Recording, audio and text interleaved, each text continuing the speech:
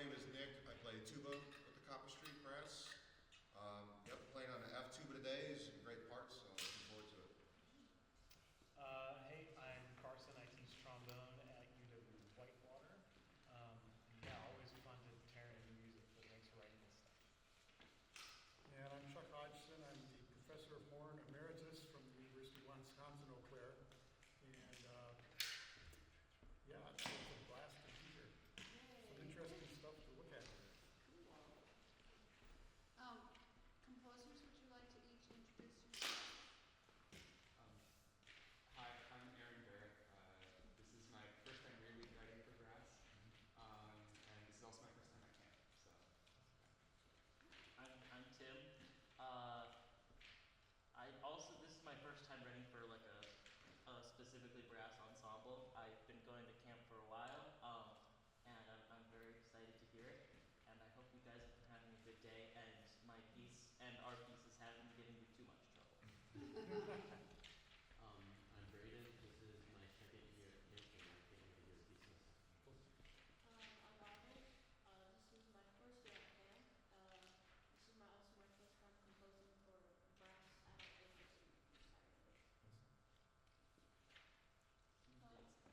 I'm Mia, and this is also my first year at camp, and I just like to do all the pieces.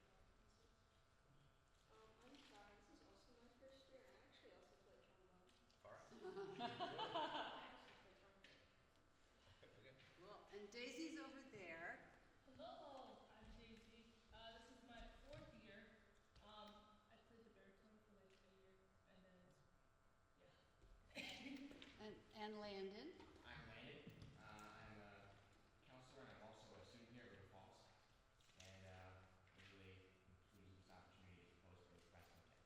Thank you. Great. Which scores are ready to be handed out? Everyone except for you. We need one more second. And the quintet has all their parts already, so. Yeah, looks like it. So is this, Jeopardy music on my okay. Well, I'm kind of curious, like while that's all being passed out, like for those of you who haven't composed for brass before, what did you find were challenges? Or like what questions do you have as we've been looking at your music, maybe even before we get started? typically, because I compose for strings, I don't usually think of breathing. So that was interesting. I wrote it, and I was like, oh, shoot, they have to breathe. Yeah. Got about that. So then I went back and did a couple of edits, and I'm sure there's stuff that I missed. So I'm looking forward to hear what's possible and what isn't. Sure. Yeah. It's a big consideration. A lot of times, that and just like the fatigue factor sometimes can be a thing. You know, like a string player might be able to play through 3 pages of music nonstop and be okay. But a brass player, that can get pretty difficult, depending on what the music entails, or tempo as well. You know.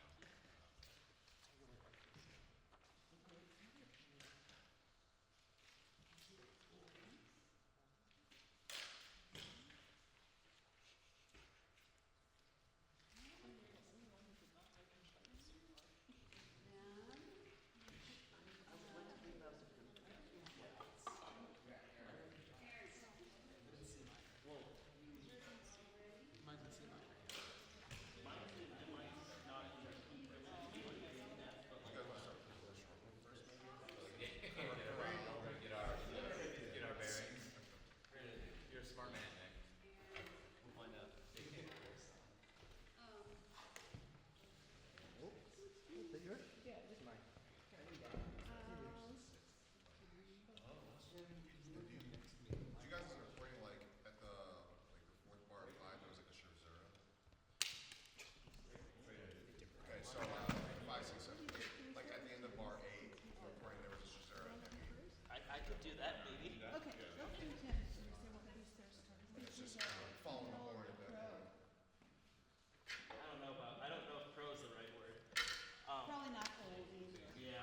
Well, Okay, we're going to start with Tim's piece, which is called intermezzo almost palindromic. Oh. Maybe just intermezzo. The story with that is that I wanted to write a piece that was played completely in reverse from the middle to the end, from the start to the middle, but I didn't have to, well, I didn't give myself enough time to do that. So probably around the top of page 8 is when the palindrome stops. Oh wait, no. It would be at the end of the first system on page 7. But yeah, but that's really everything about the piece from my end. But Okay. can I, are we, will they play it or do we hear from them first? Or what? Do you guys have anything to say before you play? I Or do have you a wanna- couple of questions. Oh, thank you, yes. So in bar 7 and 8, Mm-hmm. you've marked a cuivre. Oh my gosh, Do that you was, want that brassy or do you want it stopped? I want it brassy. You want it open but brassy. Yes. Well, actually, could you show me like the difference? Yeah, so everyone else on the, it looks like they're muted there. Mhm. So, as opposed to, oops, And is that with it stopped? that stopped. Okay. Yes, and would that be the notation with the plus or Yeah. okay, not cuivre? Well, you could mark, cuivre just means brassy, it's just French Oh, for okay. brassy. Okay. So over the years, it's kind of become associated with stop horn, Okay. which is brassy by its nature. Mhm. So I wasn't sure, wasn't missing that. Yeah, okay, thank you. Sorry about that. So you want to stop? Yes. We should all be Okay, paying attention and to then, these where I questions. go flutter tongue on So to me, it's like, Uh-huh. once we get to like in the 30s, like over there. that's Also, Problem with composers, that is playing be soft, careful around the center. You're high, trying to walk and around flutter while they're tongue. Okay. playing too much. Yes, yes. That It's might like get a- very hot. three strikes. Yeah. So if you, Yeah. it So, seems like if you walk, it'll thump. My suggestion So there just, would especially be while they're playing, stop Okay. there. that's important. Okay, It's sounds the sound we get, so I can actually play pretty soft okay. that Thank way. you. Could you do that, please? Yeah, Thank you. okay, I kind of thought that might be the sound you wanted. Thank you. And then Tim, getting into these multiphonics, Oh, tuba. yes.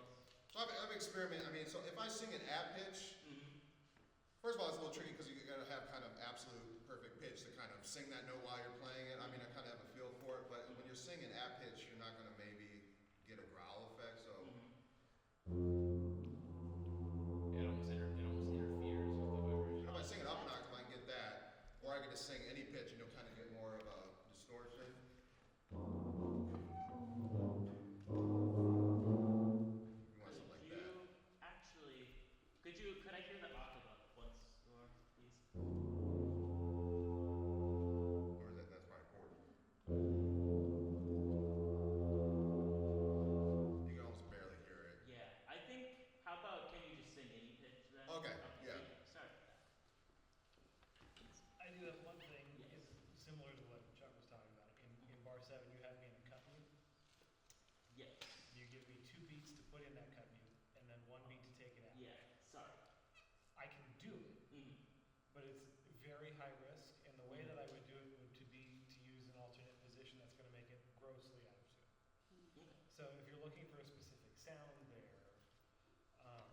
there could be other options to try.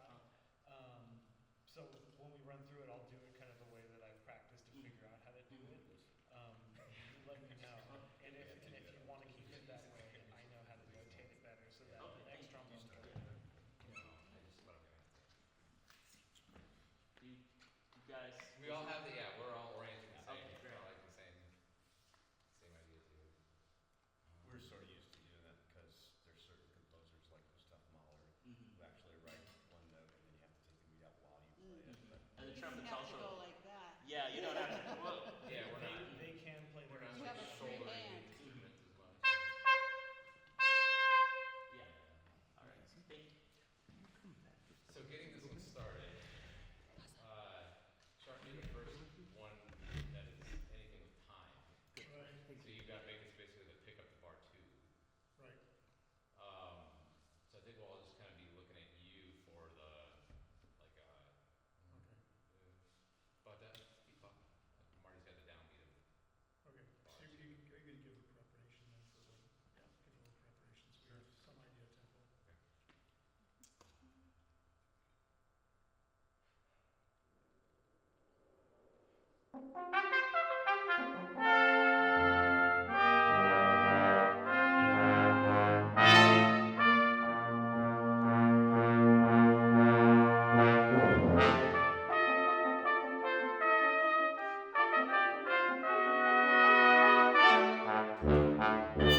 Thank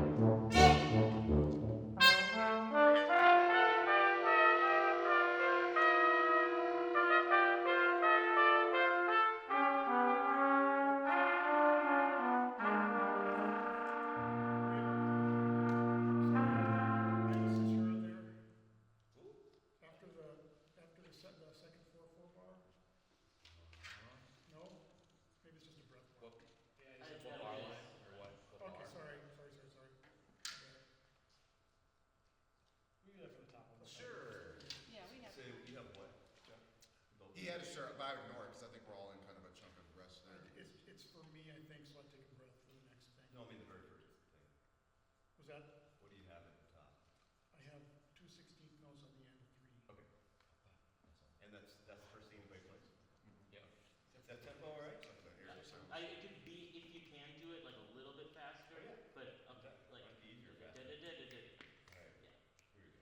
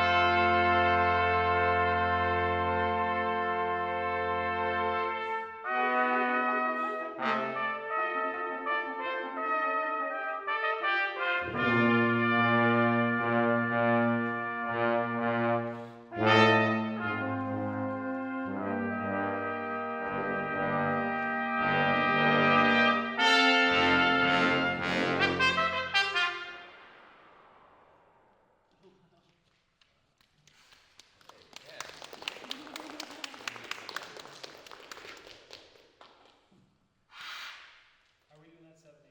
Nailed it. So, next? No. 145. Yeah, 47. Oh, that was tricky. Is that That was 1, 2, 1, 2, 1, 2? 7, 8, and 45, not 47. Oh, What? Yeah, 45. that would make sense. Yeah, I'm sort of there. Yeah, I was more, it was the 5/8 getting into that section that was like, kind of what I was doing. My part works best, 2, 2, 3, and then 45. Yeah, I don't know my, what you guys 45 is a. Yeah, I marked it 2, 2. Oh, no, you're right. Sorry. No, they're pretty similar. Bup, I was looking at the bup, bup, Yeah. bup. Bop, How about the 9, bop, 8 one, after yeah. that? And bop, bun 2. But it's not.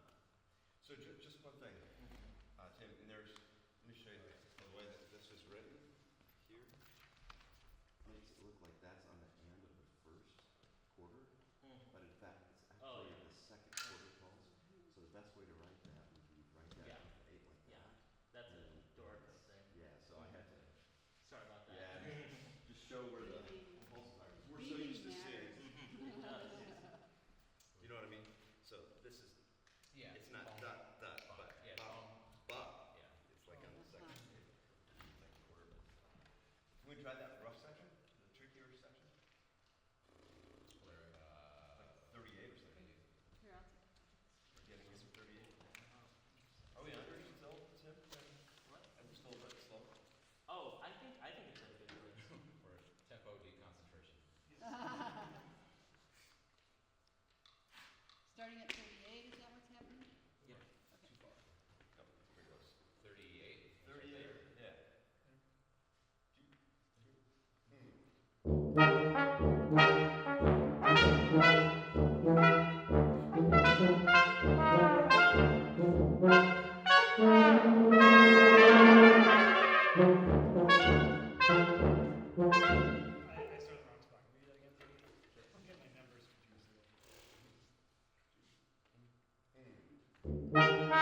I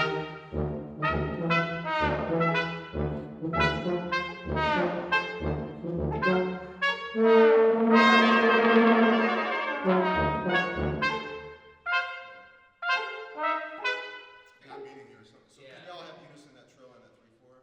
Yep. Okay. Yeah. I think you might be pushing just a tiny bit. Okay. Can you play your part so we can hear where that is?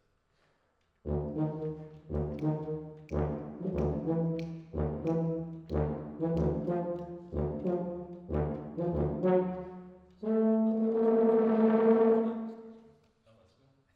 Yeah, that's fine. I'm alright with it. Yeah. I'm used to it. Okay, that's a good. Okay. Yeah, so we're all trying to line up with like Ba. these high hits. Ba. Ba, da, da, 2, 3.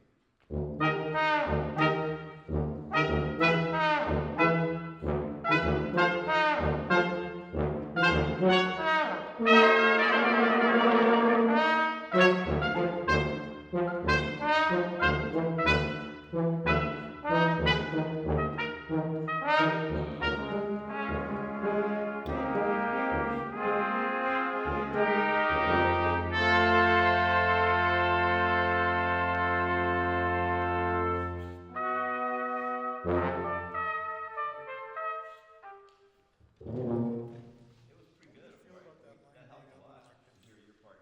Yeah, I'm just And then we 47. sort Oh, of yeah, I got can, away I from can each do other. It's that. pretty hard for the horn to cut through Yeah. all of that. Mhm. It's like getting through the 5/8 to get to that. Can you say the rhythm of the 47, 44 ones? 48, and 49. Yeah, to me it's the 5/8 before because I'm Yeah. kind of Okay. putting that right square on like what would be like a beat 2. So I'm going beep Bop, bop beep bop. bop. Bop, bop, Where's the bop. turnaround for the palindrome, Tim? Could you It was remind me? supposed to be. It was supposed to I be thought I heard it. at measure 42, Uh-huh. and then Yeah, it goes back. then it goes backwards. Yeah. Okay, cool. You want to take the 3/4, the trill part? Sure. 42? Yeah, I'm thinking of that 2/3, the fake note. Is that Yeah, 5/8. the 5/8? Yeah, we should line up with Being Bop, all in bop, different time beat. constants with different emphases Bop, be on bop. different places, but Bop, bop. so that's why 43 kind of system That's tricky. looks that You said way. 2 plus 3? That's, it works best on my part, but if you're thinking something else, Oh, that's right, that's right. I got quarter rest and then Because you said 3/8 you after said that. you land like right on what like the third 8 note of that 5/8 bar. Yeah, yeah. Should we do the 3/4 before to get into it? Yeah. Sure. There you go. 1, 2.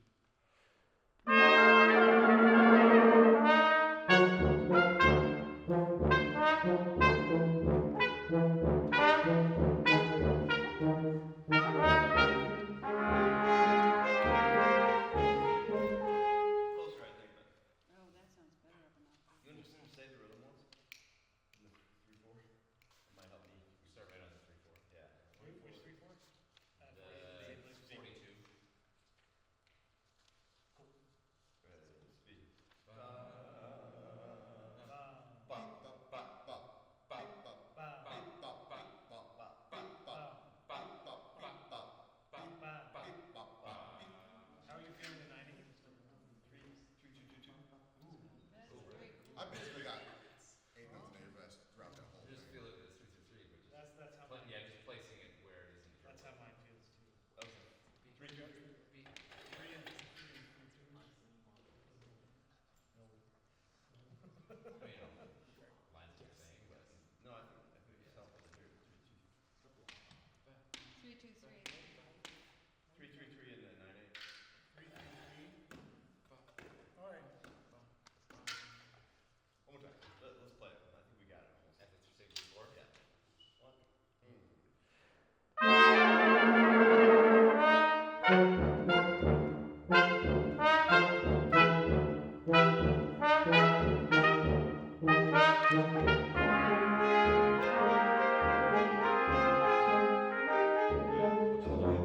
Yeah, let's push the 9/8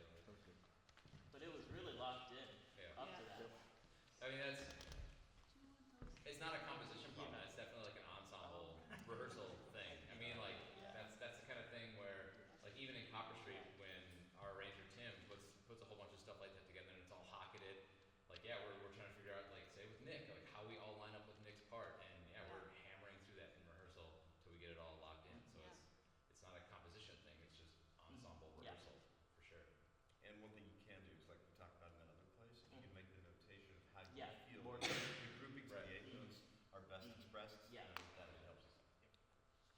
Does it help you to have like 3 plus 2 plus whatever over 8 instead that of would be the probably top smart. number? Sometimes, I mean, If it's not really evident, right. Uh-huh. to see Yeah, where yeah. everybody else has that. Mhm.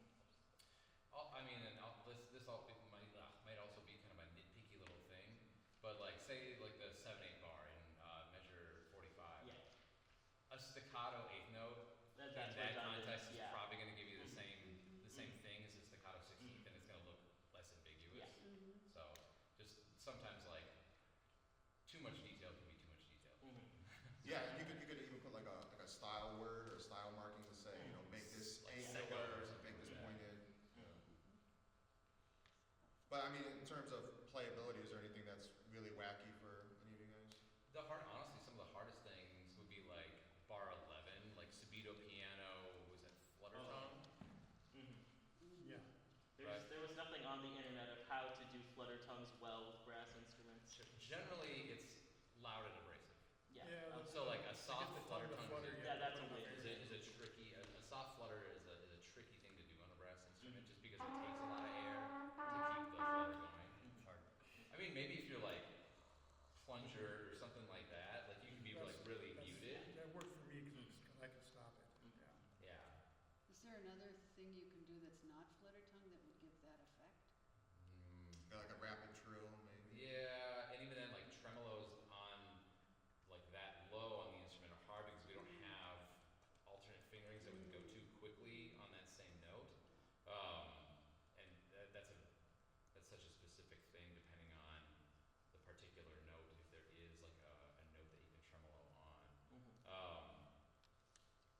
Could you share with us why you wanted the flutter tongue sound? Yeah, like what's the vibe you're going for? I just wanted some stimulating like background texture that wasn't just straight just notes. Sure. Yeah. Something might actually work a little easier, and this is kind of player dependent. Would be maybe like a growl, almost like a multiphonic, like Nick was talking about.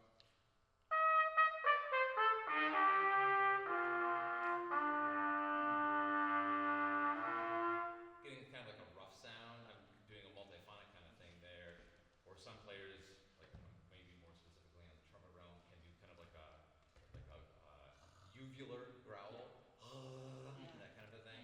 Is that what you were doing just now? No, it was multiphonic. What could you on them? The multiphonic? Hum and play. Oh, that is vocalized. Yeah. That's what I was asking. Usually Oh, yeah, I see what you're saying. without the vocalization. That seems like a And there's some trumpet players, I can tell you this, there's some trumpet players that can't do a flutter tongue. Yeah. And so that's the only way they can do it, is just Oh. by And I was noticing an increase in my students who couldn't flutter tongue. I was wondering if it's something that has to do with orthodontia or. It's the water. It's You know, Something in the water. It's something with like the way your Younger- tongue's younger- tied younger to the players bottom. lately, Yeah. I've been running into a whole bunch of students who cannot flutter. That's so They interesting. Wow. can't roll R's. Yeah. I mean, I don't know what it is, but. I mean, the other thing you can do is just Fluoride, write probably. louder and Yeah. it's really easy. Right. And then It's up to you. And I think like figuring out like who you're writing for. Like if you were gonna write this for a student group. you oh, might I just- would not write this first. But I think this is within like we are telling you that this is an extended technique and it's hard to do. Yeah. But like Schoenberg wrote that 100 years ago, like soft flutter tongue in the high range. So like players have been able to figure it out and do Right. it. So it's also as a composer, if that is the sound you want, Mhm. you can be insistent that that's what you want. Is it easier to do it an octave higher? No. Okay. Good to know.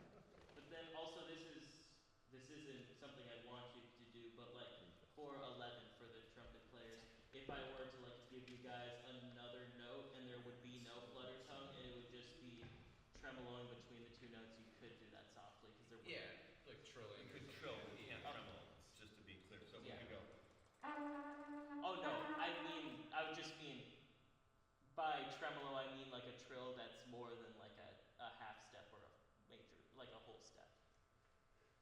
Potentially.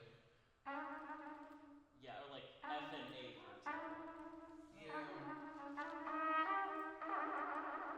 You're getting into some like flexibility stuff. Again, possible, but be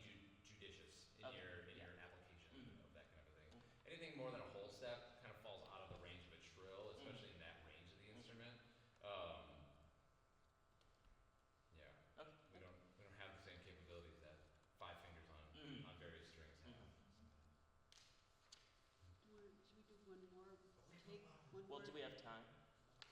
Because if we have time, then by all I means, think but I this don't is want the to. longest piece. Okay, Oh, okay. let's just play through it once more, Give it one more with try. all that in mind.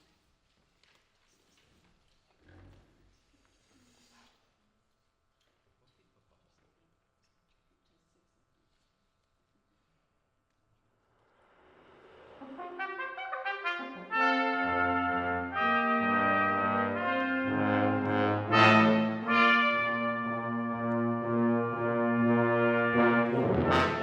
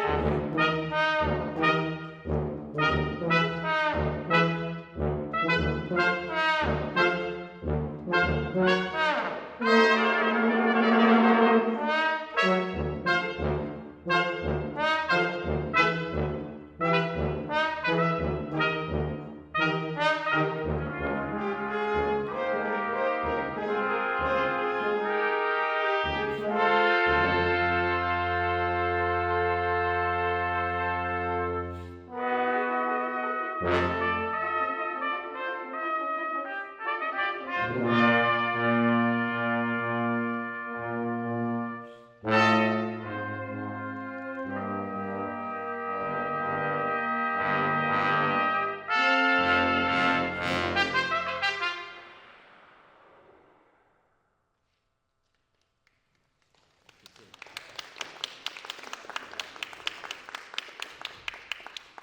May I ask where you get the idea for a palindrome? Oh, I just came up with it. I know that Bach did it with like the crab cannon, but I just I don't really think I got it from somewhere. I just wanted to see I just kind of wanted to think that way and think about the end from the beginning and just see what that would turn into. Pretty cool. Sure. Thank you. I took that little line up an octave too. Yeah, I heard. Thank you. Yeah. I would, it's really hard for the horn to cut through Yeah. in that middle Mhm. register. Mhm. It's kind of a dopey register on the instrument.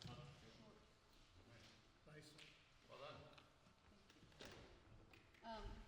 Great. Let's do Adharsh. Do you have a title? No, honestly, I don't think one. Maybe you'll find a title when you hear it. Right.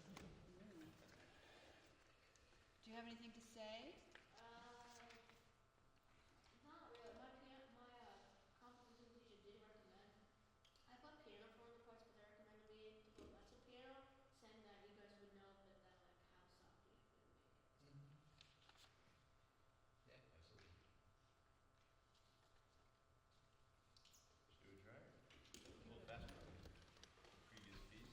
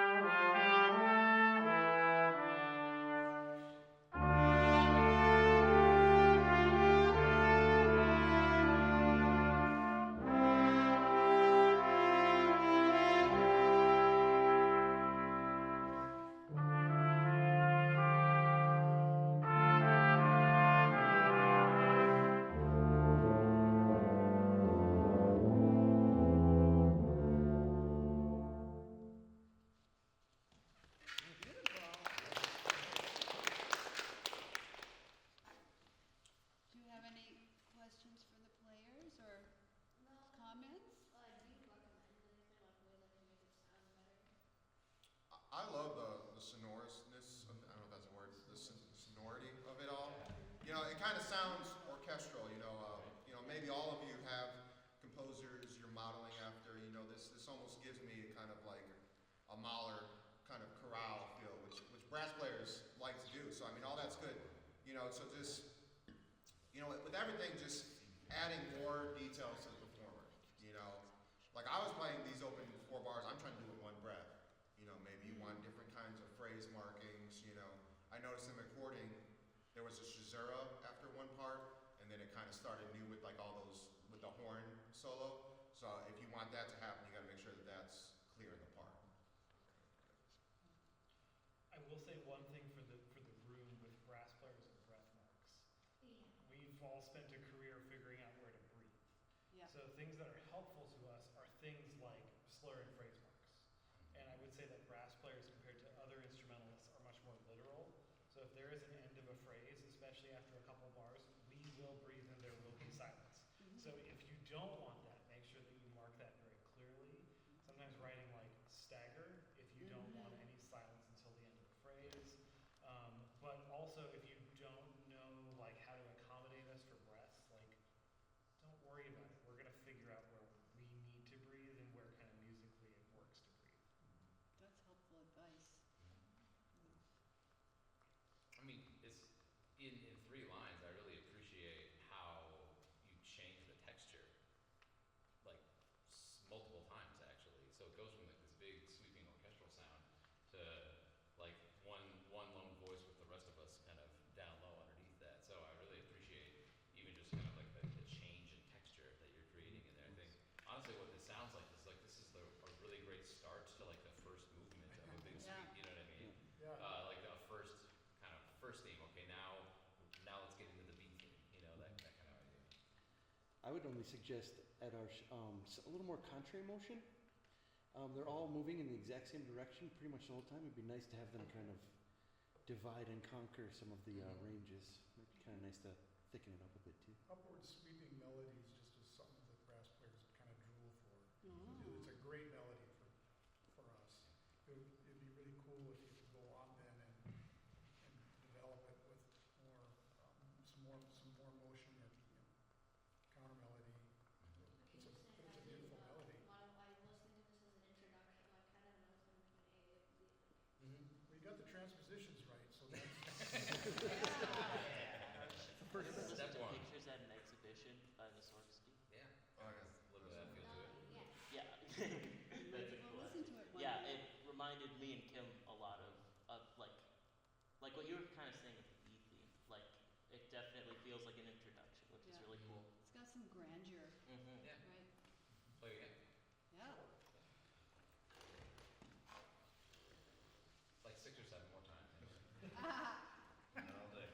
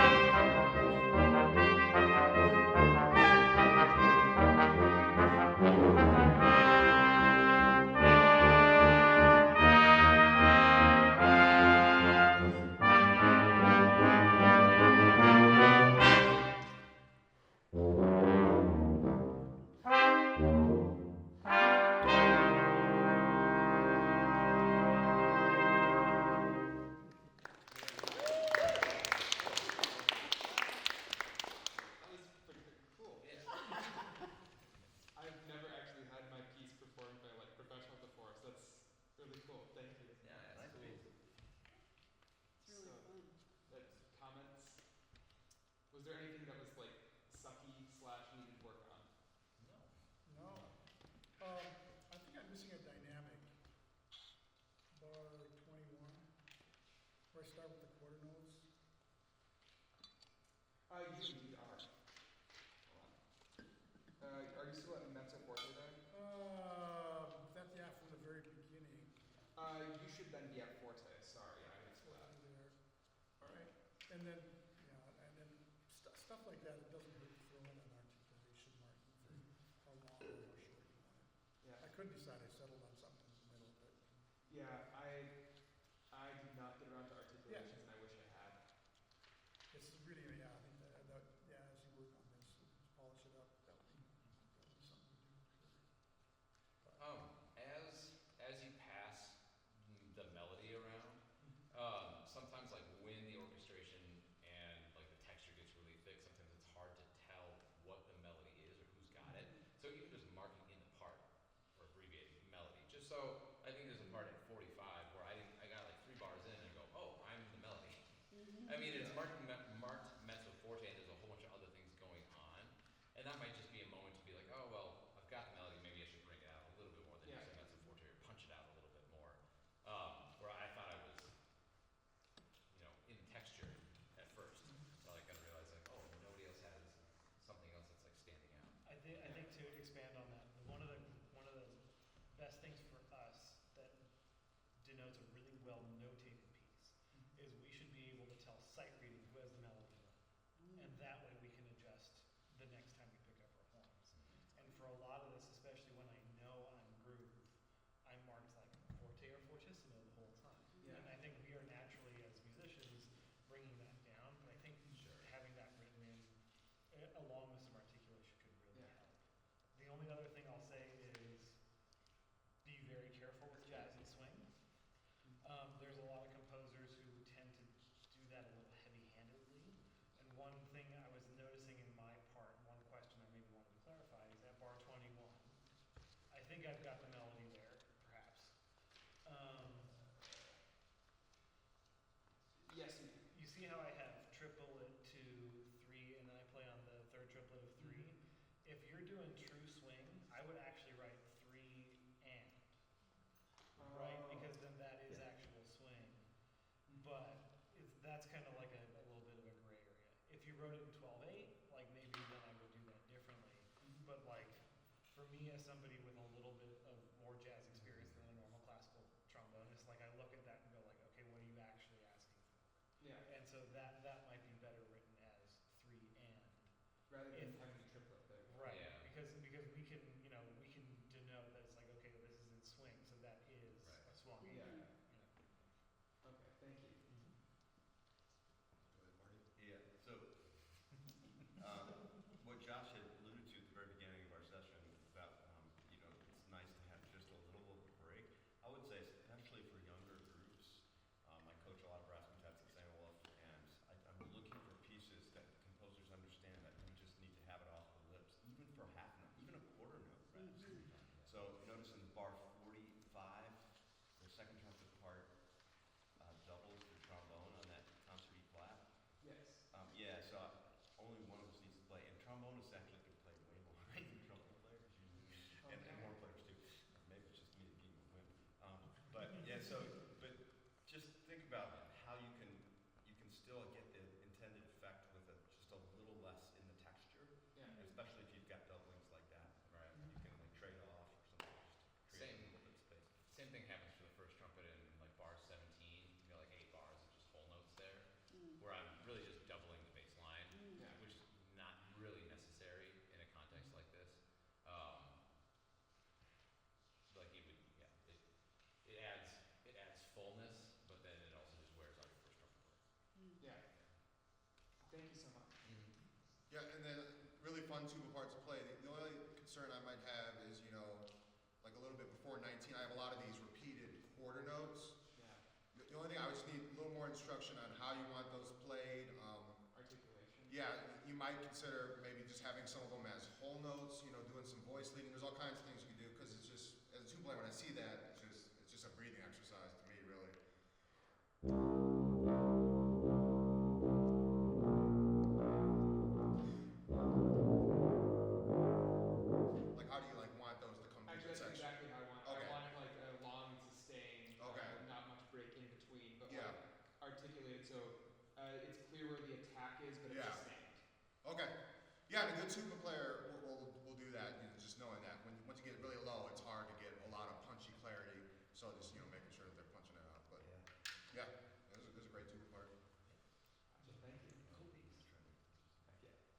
What's your Play main again. instrument?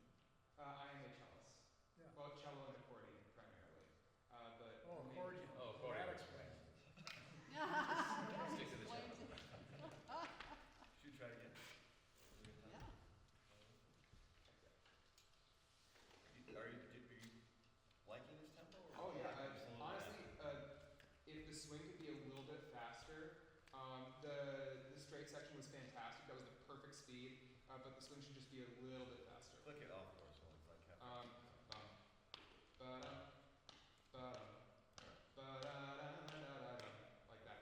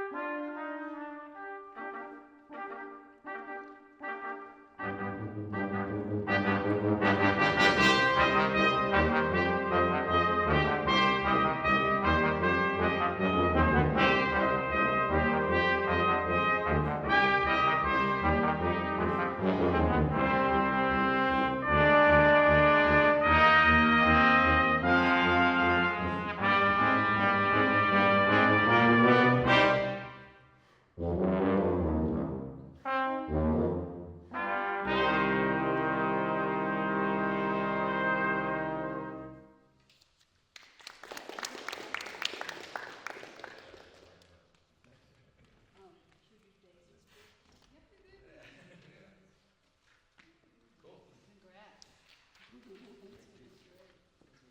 How you guys doing? Okay. Should we do the cryptic door?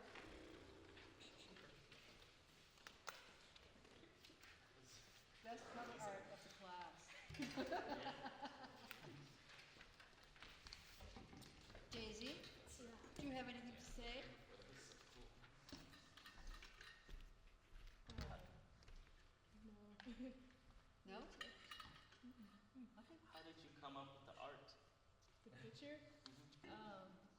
I went to Canva and I was like, Oh.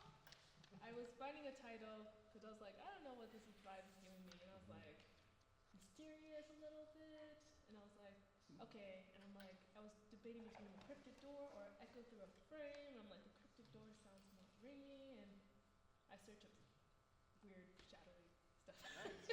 Cool. The printer hated it. Oh, I'm so sorry. Yeah. Couple of clarifying questions maybe before we get Yep. started. Like right at the beginning, say first trumpet part, also at E, what are we thinking for those like tremolo markings?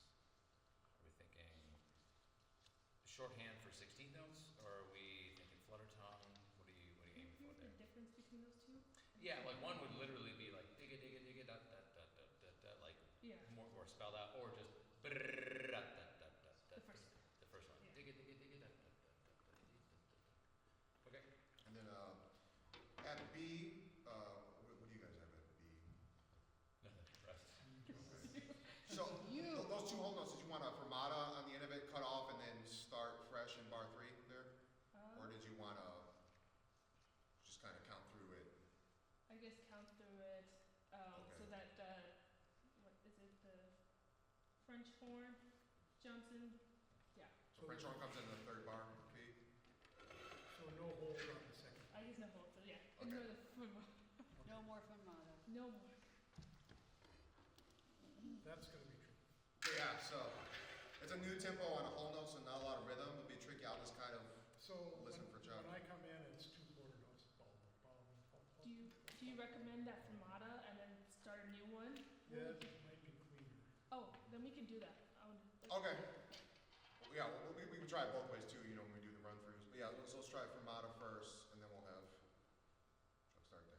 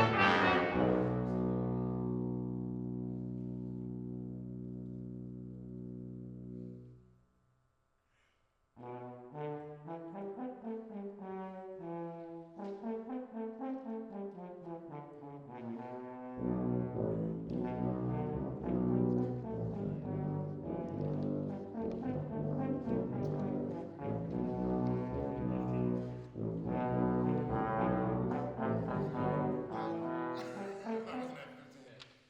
How many bars did you have in that? That hold it? 2 bars. How about 2 bars? So then I probably Well, I in come in the at third the bar third then. bar. Okay. So it's the third bar. And third, you're right on one, I'm on two. 1, 2. Okay. So I'll try from the top again. Yeah. Well, I got those ones. Could we do a little faster? Is it a little hard? Say again. So Yeah, faster. we were a little slow at the very beginning.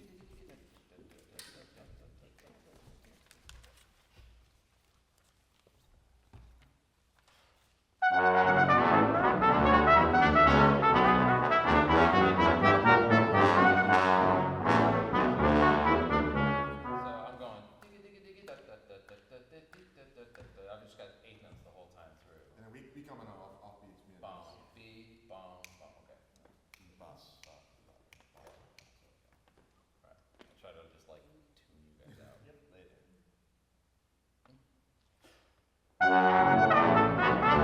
Thank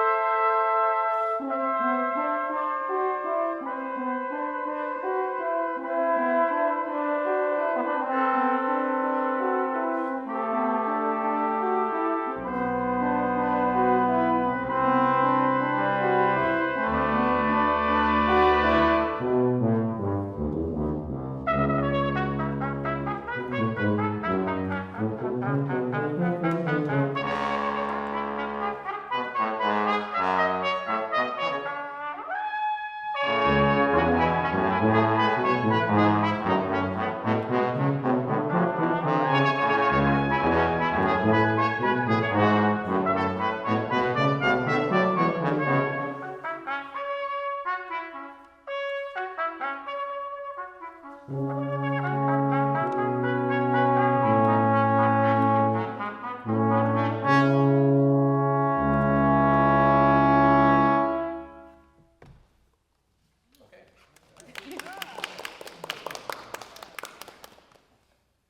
Can I hear the last, oh, I guess, I don't know if it's written, the last 1, 2, 3, 4, 5, 6, that, with the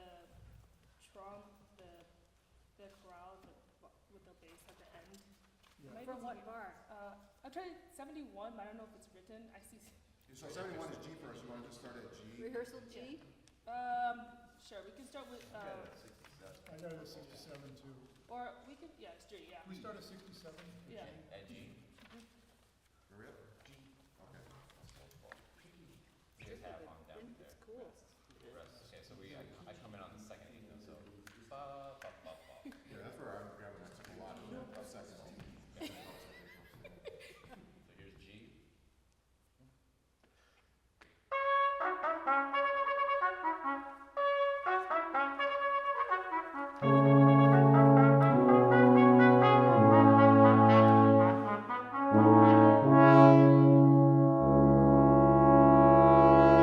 I'm trying to find the note. There is one, it's supposed to sound major at the end. I'm trying to So, figure Da, da, da, da. Yeah. Okay, got it. Yeah, I was thinking Wanna- Right, yeah, that's right, that's what I was trying to say.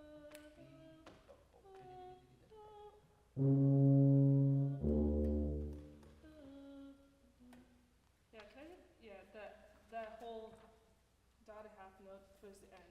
I was So like, last I'm 6 bars? yeah. This time we're coming right on down. Last 6 bars.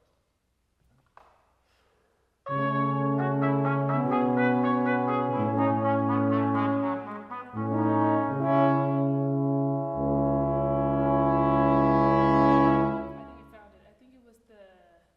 You want the French horn to be a half note, a half Yeah, that would be a tone B up? sharp. Yeah. So a B, B a sharp. Oh. C, A C natural slash B sharp. C natural Concert, slash. concert F or concert E sharp. Yeah, how would that? So I've written a half step before that. You did half step down? Sorry, yeah, no, you want it, Yeah. Yeah. Now it's playing. Yeah. There we go. That's what I was like. Yes.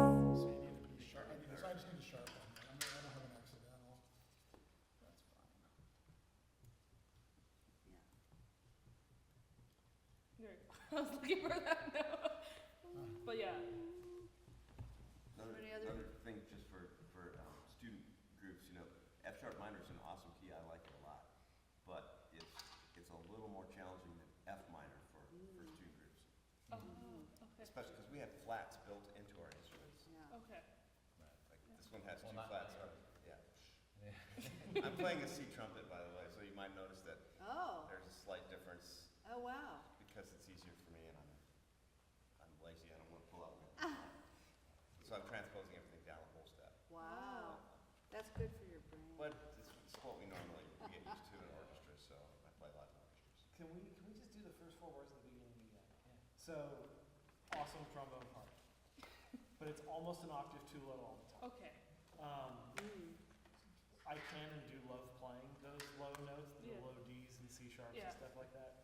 In this context, it starts to interfere with the tuba, Okay. and it just sounds muddy, Okay. or it can sound really edgy. So can we just do A, and we're gonna do it twice, and the first 4 bars I'm gonna play what you wrote, and then I'm gonna do it up an octave, and you're gonna see if it works. I'm gonna do the same with the first trumpet part. Okay. Just kidding.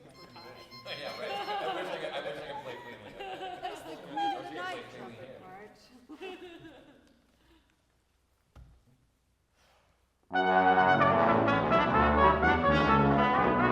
Sorry, I'm stepping all over.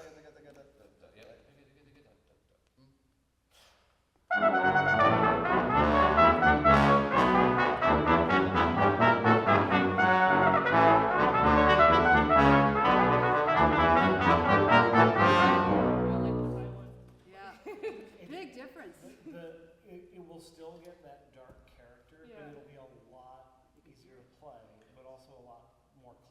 Yeah, you got the three of us scored Pretty low. almost in the same register.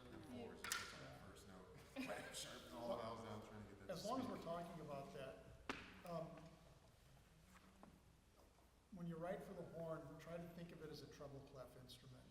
Okay. And only use bass clef when you really need to. So the first 4 bars are great. That's Okay. perfectly appropriate. But when we start getting, 3 and 4 ledger lines above the staff, that would be better off being voiced in treble clef or notated in treble clef. But it's not a mistake as such, but especially if you're writing for a student group. And on the student group thing, a lot of those low notes on the trombone, if it's a college student group, they're going to have an F attachment or a trigger on their horn, and they're going to be able to do it. If it's a younger group than that, you're going to run into a situation perhaps where maybe they don't. Okay. And those notes will be played up an octave whether you like it or not. Just kind of be aware of that. Okay.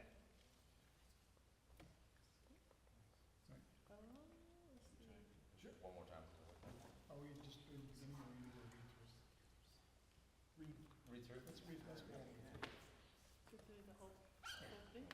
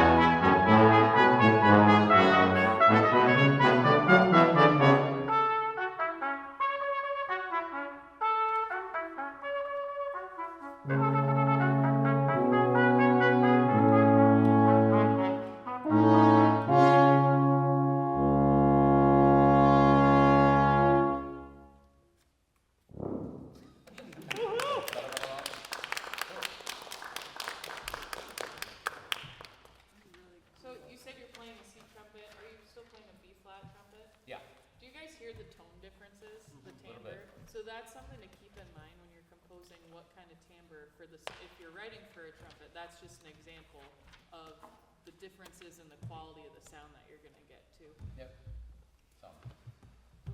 Not as noticeable, or like subtly noticeable between B flat and C. But when you start moving to like piccolo trumpet or E flat trumpet or something like that, you're going to notice a lot more difference in the timbre of the instrument. You're going to get a lot lighter sound the smaller the trumpet gets.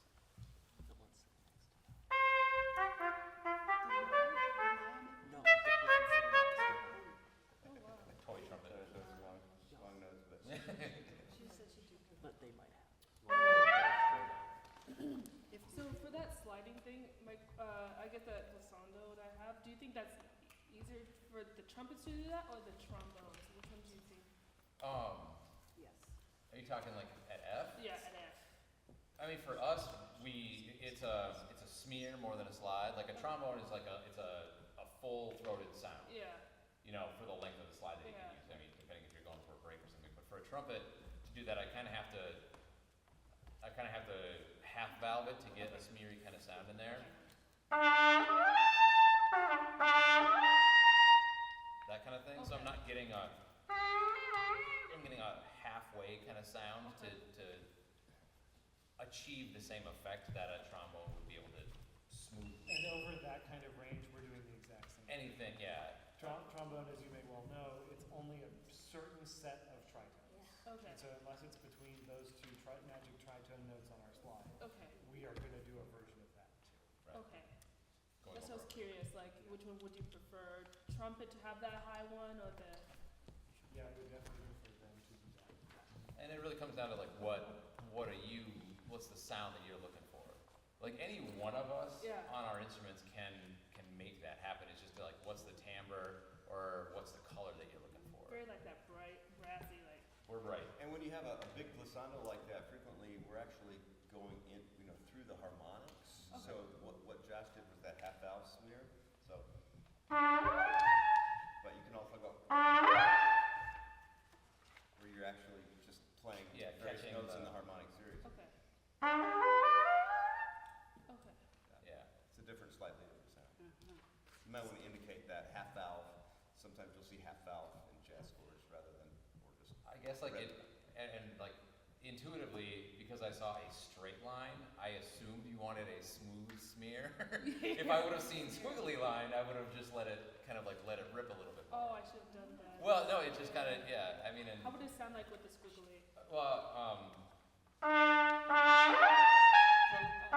Yeah, third that's. note. I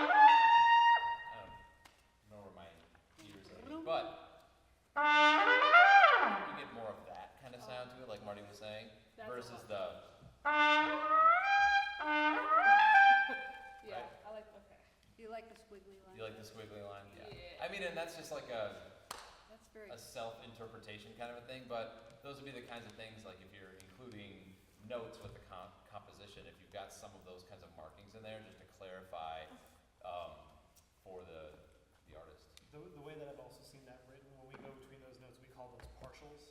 Okay.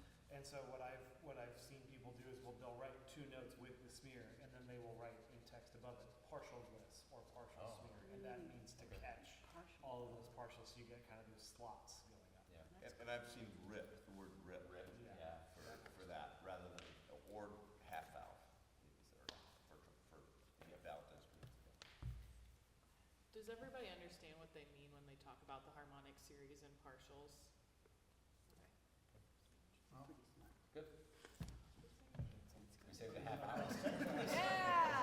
Daisy, one other thing, this is kind of a nitpicky thing, and I don't even know the right answer.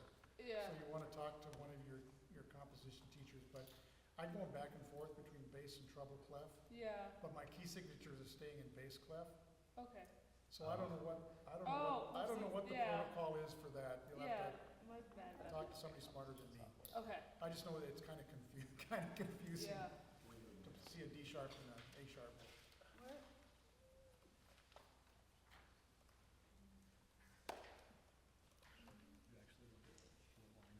I just count them. Yeah, Well, there's two. I just made it way too difficult for you. Well, I've got 4 sharps. Yeah, I can start with 4. If I get the 5 sharps. There's too many letter lines.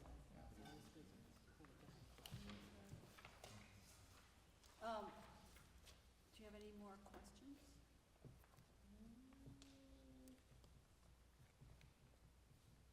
Okay. So let's hear Landon's piece. Hearsay.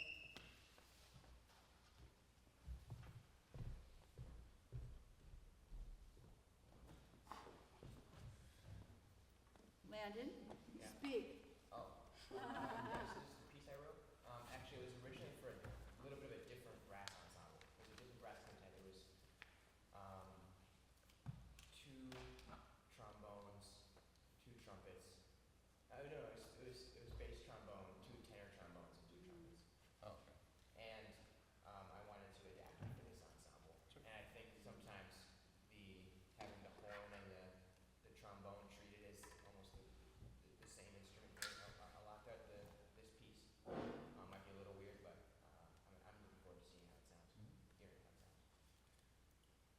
so at the top here, we have a lot of what we'll call like creamy notes, you know, just whole notes, Yeah. not a lot of rhythm. How fast did you want this to go at the top, and what kind of? Right, I did not, I was less specific about the tempo marking there.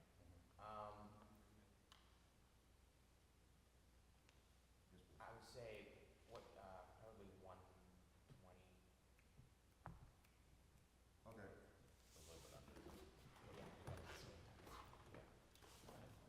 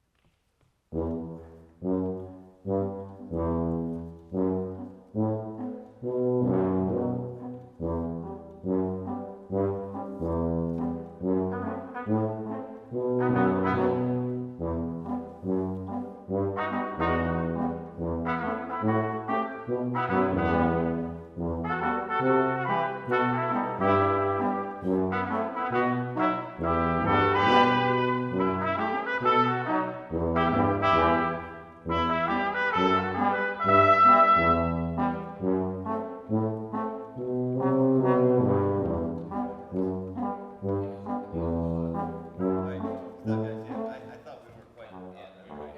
I was trying to find where it was. Yeah, so empty bar, everyone had that, so I come in on like that second, measure 13. Oh, this is empty bar. That's where. Yeah. Are you down? Measure Down 12. me, down me. The time just starts right on the full bar. Where, so I can usually come in all three of us together. Yes. I'm doing that from This is tricky. yeah, to figure out we both played G. Really? what's in the other guy's parts. Let's do it again. Yeah, I think from Josh and I were both mind melding on. I was planning, thinking that might have happened, but yeah, so, I come in at 13. Sorry about that. So one comment. Yeah. Courtesy accidentals would be Mm. helpful. Indeed. There's a lot of half step where I'm like idiot trombone player sitting on one note. Yeah. And then I have to change to another note, but it's written as visually the same note. Courtesy accidentals. So as much information as I can give you. Yeah. Or also just like Murphy's Law. just like know that we're gonna screw it up. Yeah, So yeah, you yeah. don't give us the opportunity. Everyone else moves on the third bar? Or changes? Yeah. Okay. At least re-articulate. Yeah. Speculate.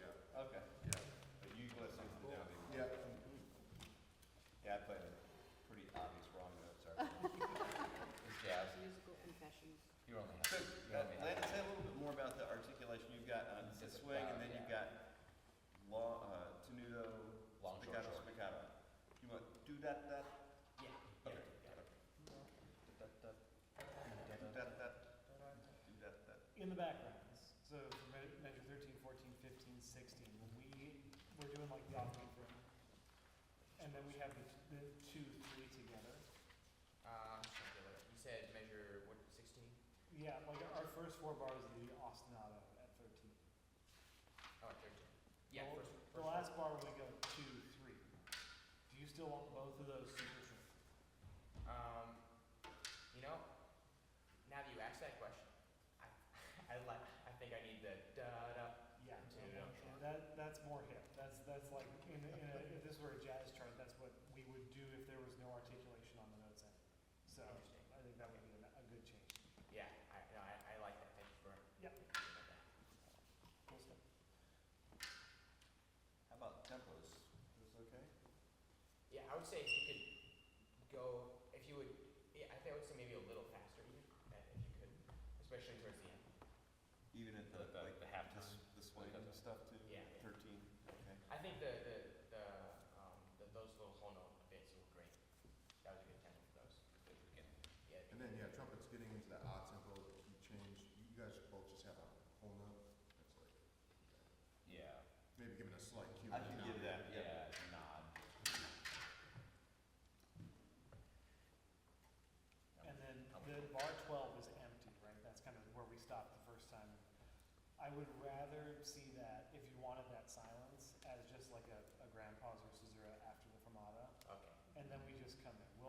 If you could also say long pause if you want more silence, you know. But that was like, if we got rid of that bar to begin with, we would have been able to read through the first time. That makes sense. Yeah. You know, One more once. One more goes. Yeah.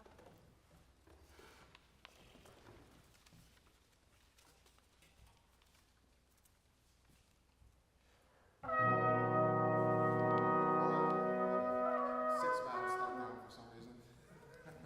Hey, when that happens.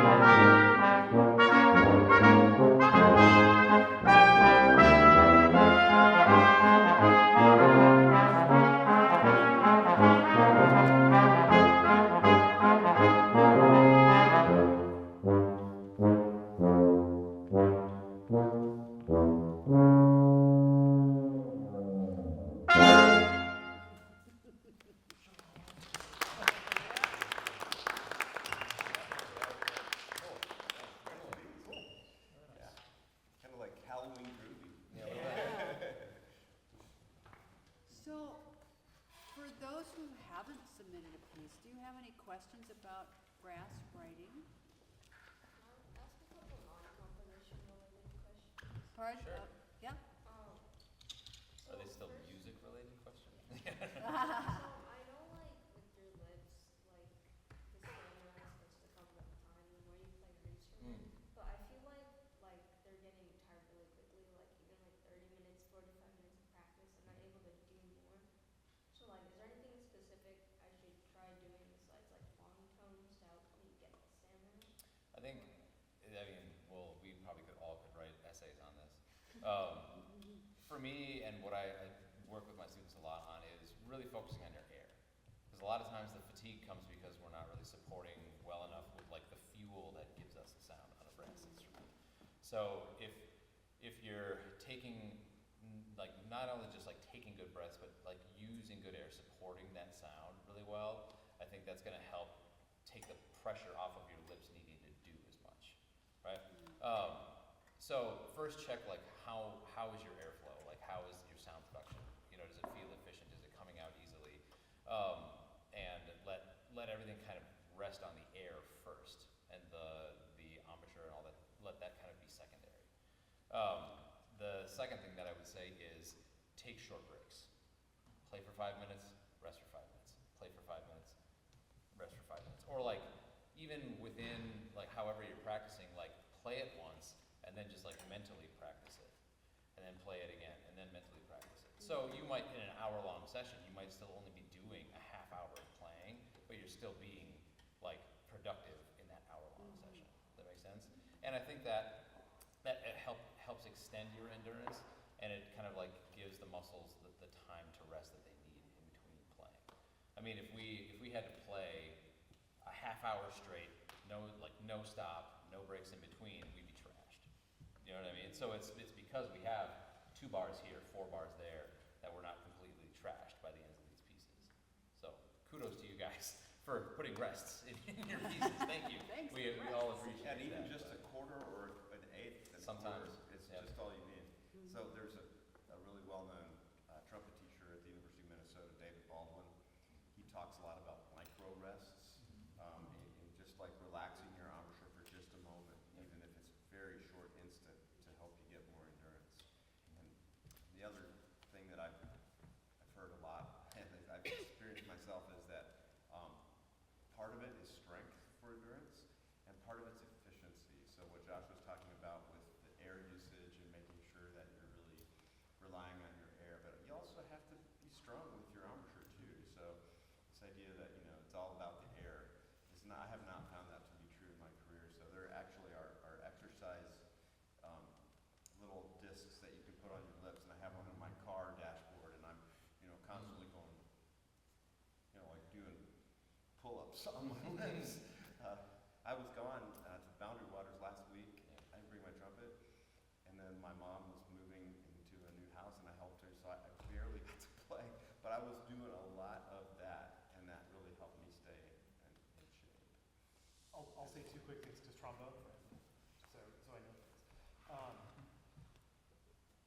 Oftentimes as brass players, our musculature here that makes the embouchure and our air are isometrically opposed.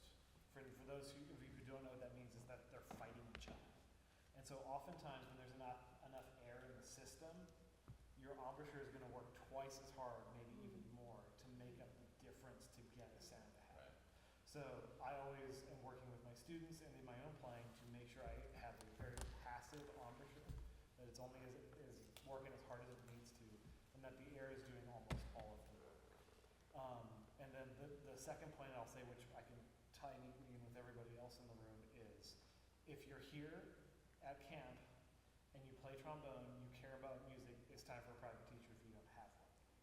And then go bug them about that and make them do stuff. And I will say that I have the same conversation with, I have a lot of music education students, and sometimes it's a struggle to get them to be practicing as much as I think they should be to be improving, because they go, well, I'm going to teach, why do I need to play my instrument at a high level? And I've had composition students in the past say the same.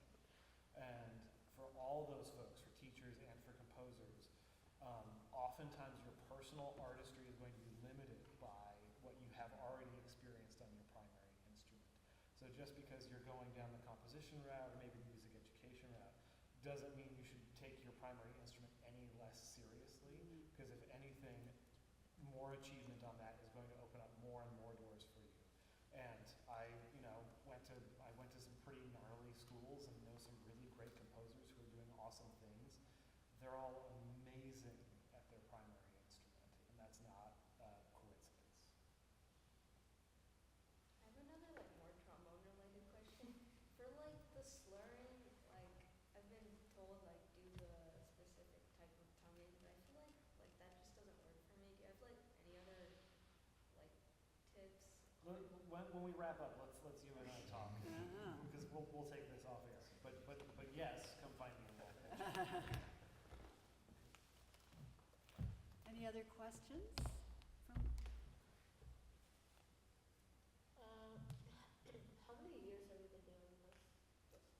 Like playing or being in a quintet? Being in a quintet. I mean, I think all of us probably started playing in quintets maybe even as early as middle school or high school in some form or another, or different smaller chamber ensembles. Nick and I, being members of Copper Street, he's been in the group longer than I have. I think this is like my 8th or 9th year in the group. He's been in there probably 11, 12 years. Yeah. Copper Street as an organization has been around for almost 20 years.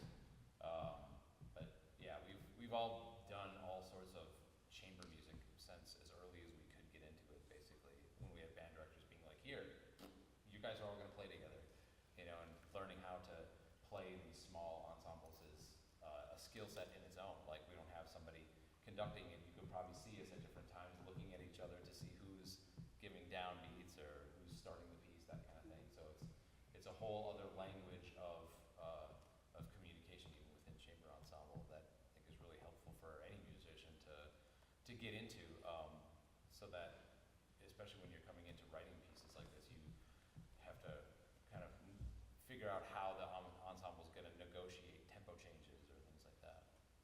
Yeah, and I was a big fan of brass quintets before I ever even played in one. Like when I was your age, I got my first Canadian brass quintet CD. So the Canadian brass was like the first like really popular brass quintet. They play all around the world. They play in orchestra halls all the time. That got me really excited about brass music. And then there's a whole world of brass quintets. There's brass quintets that play really, really hard music. And then there's brass quintets that play a lot of pop music with a drum set and all that kind of stuff. So I just did a lot of listening when I was young. Canadian brass played on this stage too. Oh, really? Wow, cool. Do you have any sage wisdom for composers? Besides the rests, that was a really good one. Keep asking questions. Like, keep asking questions of the artists or the instrumentalists that you're writing for. Because, like, even if you're not an expert at their instrument, you can just continue to learn about the idiosyncrasies of particular instruments. And if you get into a groove of writing for a particular group, say like Copper Street, Tim, our horn player who does all of our arranging, he's stopped thinking of it as writing for horn or writing for trumpet and writing for tuba. He writes for Nick, he writes for me, he writes for Allison, because he knows what our individual strengths are. So sometimes it's not even just the instrument, the idiosyncrasies of the instrument that you might be writing for, but for the particular artist. Like, what is it about their playing? If you're writing for somebody in particular, what is it about their playing that you really love? And how can you bring that out in your composition that much more? Yeah, and I would say, the only big problems we ran into today were kind of ensemble problems, getting the ensemble together, not a lot of rhythm and these whole notes kind of things. So when you get done with the piece, maybe take some time to think about, okay, I'm going to perform like the horn part on this, maybe even on your cello or whatever instrument you're playing, and just kind of think, all right, if I was performing this, I'd run into a problem there. And then you go back to your score and fix that problem. Like the old tuba player for the Copper Street Quintet was a fabulous arranger, and I know he used to play every single part on his tuba, just to make sure there was no weirdness going on. It might not all be idiomatic to the tuba, but just, kind of seeing where this would be playable for you. And then just keep doing it. Like, string quartets have hundreds of years of music to go through a back catalog and play. And so if you write contemporary music for string quartet, like, maybe it's not going to get played as much as maybe it should, because they have all this other music to draw on.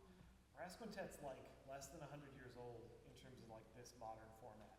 We love playing new music and we want to play more new music because everything is kind of new already. So just keep doing it, and people are gonna play it. And as long as it's an open dialogue and it feels like a collaboration, you'll get better at it. And there's a wide range of colors that you can continue to explore too, not only with mutes or different instruments. I mean, some people write brass quintets for bass trombone versus tuba, and it's a different timbre than the tuba. In Copper Street, like in Copper Street, like we'll end up playing B flat trumpet, flugelhorn, piccolo trumpet, maybe even C trumpet, depending on the arrangement, if it lays better on that horn, or smaller trumpets that way. So sometimes there's like a forest of instruments that you end up being able to kind of choose from, and they all kind of blend little different timbres. We have a lot of classical arrangements in our book, like familiar classical pieces that we've arranged for brass quintet, and to get some of like the high violin parts or some of the sparkly flute parts, we play that on piccolo trumpet because it has a lighter, sparkly kind of sound like that. So you can kind of play with some of the colors that are in the brass family as well. Different mutes and things like that. So my goal when I'm writing for string quartets is to write things that are fun to play. Because I know that like when I played in school, whenever I'm picking out what music I want to play something that's fun. Sure. So I don't know what's really fun to play on brass. So what would you guys say is the most fun to play? Like just style-wise, musical structure, stuff like that. I think what we're playing at the moment, but I mean, learning to know the idiomatic qualities of each instrument is, so like if I play something, like I can play really fast, and so can Josh. He can't play as fast because it's a trombone.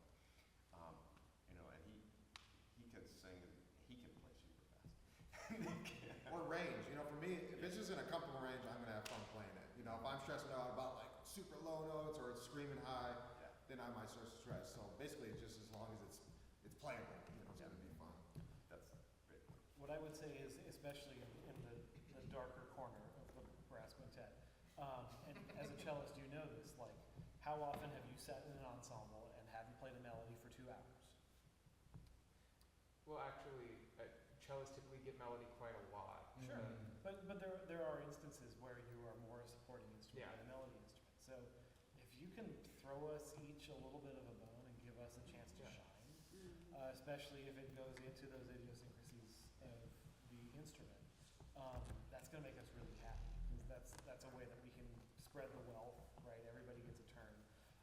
But also it's a way to break up just kind of sitting there and playing off beats or sitting there and doing whole notes, something like that. Yeah. Thank you. Yeah, because I think all of us would agree that we have fun playing like each style that you heard up here today. Sometimes we love those moments when it's just full ensemble, just big, lush sounds. And there are times when we like the little jazzy numbers and the quirky little pieces. And I think, the more that you can challenge the artists to kind of like play this wide range of styles, so that you're not playing something that just sounds the same every time, all the time, that kind of thing. If it's putting your performers to sleep, it's going to put the audience to sleep. That kind of idea. Nice. That's a good philosophy. I just want to say thanks to all Yeah, the thank you for having composers. Thanks to the teachers. This is a very cool thing. I'm super excited to be here, and it's just really been, for me, a pleasure. So thank you so much. Thank you guys. Yeah. Appreciate the Midsummer Challenge. The Midsummer Challenge. Whoa, okay, I gotta get my reading face on again. Okay. Can we get a picture of you guys with all the kids? Yeah, absolutely. Great. Come on over. I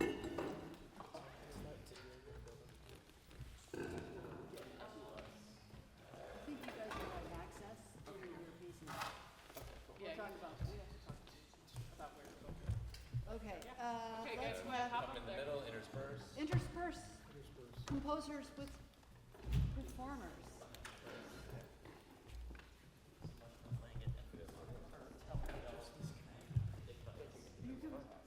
Oh, thank you, that was great. Hey, Oh, yeah, what a good crew. Get everybody in. would you squeeze in? Landon needs to go in a little bit more. 3, 2, 1. Yay! All right. Real quick, video sorry. Sorry, I'm in this one. Just to get a little B-roll action here. Oh, God.